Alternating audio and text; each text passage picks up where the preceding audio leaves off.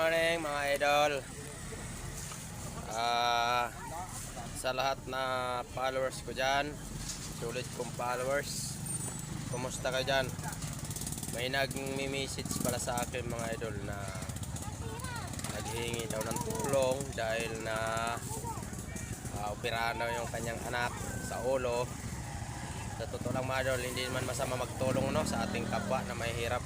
Pero hindi pa tayo nagsasahod mga idol, ano? Hindi pa, dahil na hindi pa tayo monetize. Malay mo sa susunod mga idol, kung ma-monetize tayo, tutulungan namin kayo, no? Kaya maraming salamat po sa mga sulit kong followers. Hintay-hintay lang tayo, no? Baka ma-monetize tayo, makakatulong tayo sa inyo. Maraming salamat. Hindi pa tayo nagsasahod, kaya hindi tayo makakatulong pa dahil isa rin din akong ikaw sa buhay, no? Thank you.